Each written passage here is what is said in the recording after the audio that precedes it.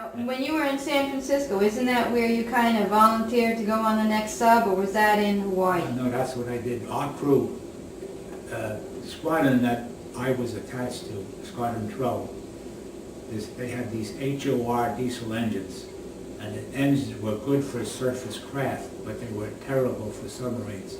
There were 12 boats in the division.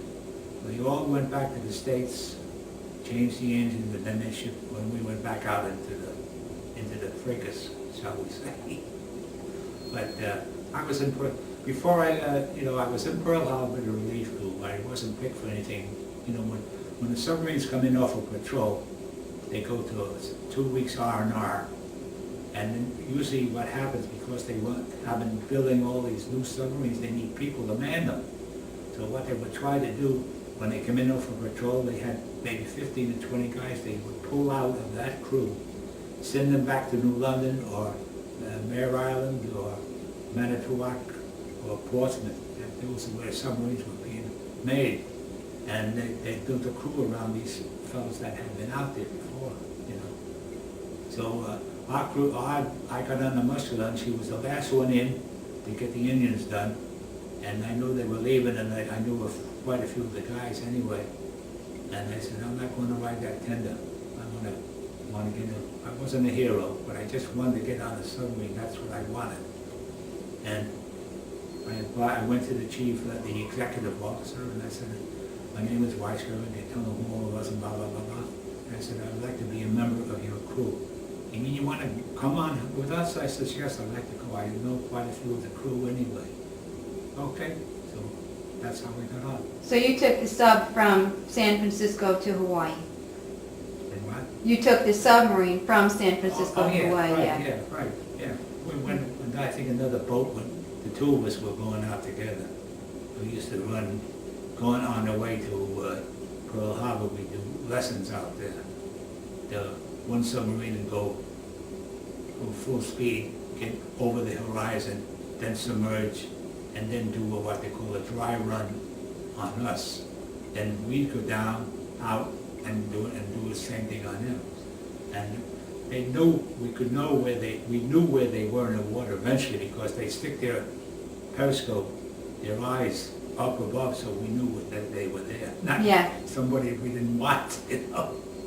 But no, that was it. You know, stayed on 5 war patrols and became qualified. And So now, who dreamed up that banner that we have in our house for the Muskallunge? Our friend Curly Alter was a torpedoman from the forward torpedo room.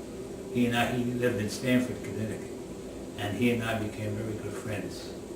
And when we were coming back for a refit or something like that to the States, he put it together, and I got him to make me one. That's what you have now. Yeah.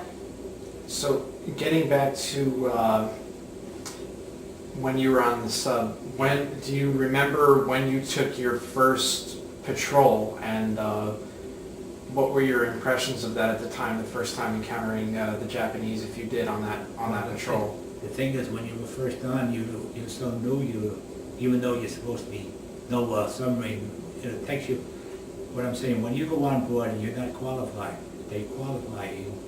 You know, you take a test, and while you're out at sea, and they determine whether you're qualified. You can wear the dolphins on your uniform, and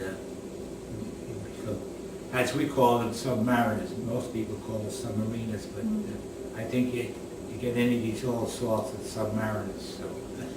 So are you saying, like on your first cruise, when your focus was more on becoming qualified than on the fact that there was Japanese out there? No. They give you books, and then when you're off duty, you go in a cruise mess which could seat 24 people. You had 4 tables with 6 at a table, and you'd be studying your book, and then they qualify you. You know, you go through department to department. You're supposed to know all the parts. Pretty hard to know everything, but I mean, when you're a torpedoman, you're a torpedoman. With me, I was an electrician. I gave them the P. I charged the batteries for them because I was in charge of it. I mean, not me alone, but I mean the people that were serving with me as electricians' mates. So you had to charge the batteries, you had to keep them up to date, and you also had to, the best thing for new guys is to put the water, fresh water in the batteries, because with the heat out there, every so often, you gotta take time out, you gotta go to all the 100 batteries or so in each, I don't remember, was it 100 or 102, in the forward battery room and the, not room, battery, and, crew's mess, that's where the batteries were. Officers' quarters, that's where the batteries are underneath, Yeah. underneath. So, but you had to charge them up. Then you try to run so that the charging would be on zero, so it wasn't being discharged. Like if you're riding on a surface, we had what we call the dinky engine in the air patrol engine room. And what you would do, you'd ride on what they call running on zero float. That is, whatever you're taking out of the batteries to keep yourself going, you get the diesel little dinky running, and that would put the charge right back in. So if you wanted the things to be zero, so you kept the batteries up, that's what it did. Then the thing is, if you had to dive, you had to get that little dinky off the line of you. Leave you, well, that's something else. So what happened, like, the first time you encountered the enemy, what did you do during the whole... I didn't have there wasn't any wheels at the time. They had regular guys that, were more proficient, shall we say, and they were, when it came to battle stations, I had to go to after maneuvering room was where I took my station, because I had all the controls of the speed and everything else, I mean, the engine, two engine departments or diesel engine departments, the forward engine room and the after engine room had two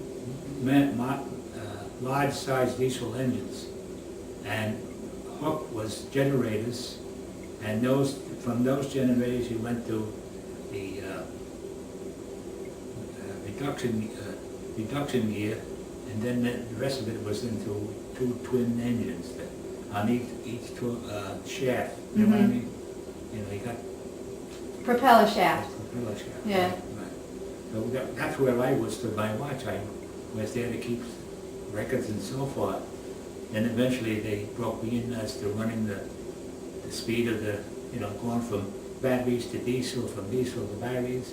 When you dive, you got to shut the engine stop, and you got to switch everything over to electric. But that's once you get used to it, you know what you're doing. So how many times did your boat have a problem with dud torpedoes?